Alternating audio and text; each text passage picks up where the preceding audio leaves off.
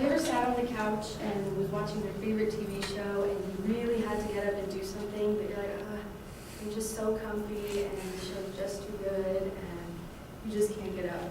And the quote I chose was, "For too much rest itself becomes pain." And I think this is true because if you take too much time off doing important things, then you're going to end up procrastinating on everything.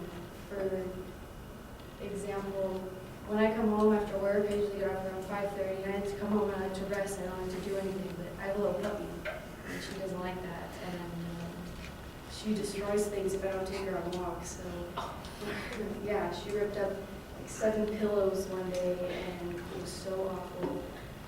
And that got me motivated to, after I come home, I walk her, and then she comes, after the walk, she comes and she sleeps. So it's better to be up and doing something than being at home and being lazy, because there are consequences. If it's not for yourself, it's like the sake of someone else.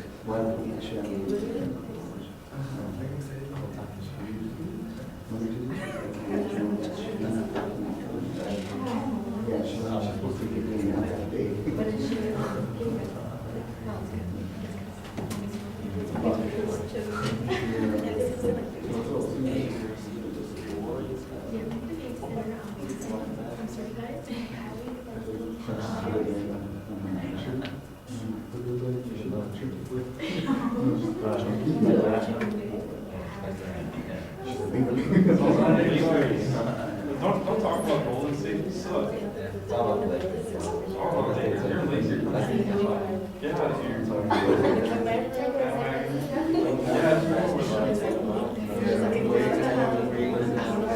They suck. I'm sorry,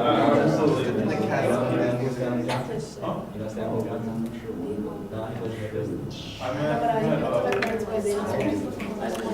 I'm so lazy. All right, Claudia, I thought you had a nice visualization at the beginning to kind of get us into the subject. You tell us what the quote is. You tie in your point there very effectively. I thought you had a good thesis statement. So far, so good. There's not really a structure. You've just got the one example. It's a good example. I like the amount of detail that you give us on it, but that's about as far as it goes. And so that's a little disappointing because I thought everything else sounded pretty solid.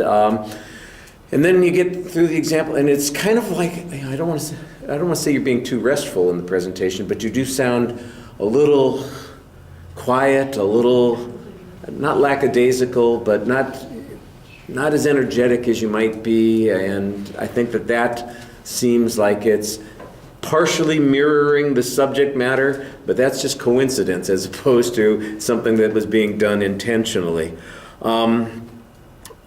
It's not a long presentation, so there's not a lot of opportunity to observe most of the delivery issues. I think your voice drops out while you're speaking. You have a tendency to start projecting well, and then as you're talking, you get quieter, and then it gets quieter again. So it's just like it's somebody's turning down the volume knob while you're giving your presentation, and you don't want to do that, except unless you're doing it to emphasize a point, and that's not what's happening. You're just kind of fading out during your presentation.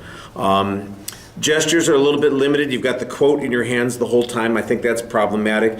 Your facial expressions, you actually have a pretty expressive face, and when you were talking about your puppy and destroying the pillows, I thought you seemed engaged there. Your eye contact, you are looking up at us, but it's short, and so your focus is mostly on this part of the room, and if you'd been speaking a little bit more and you only spoke to this part of the room, I'd say that's a little bit problematic. You need to distribute your attention a little bit more.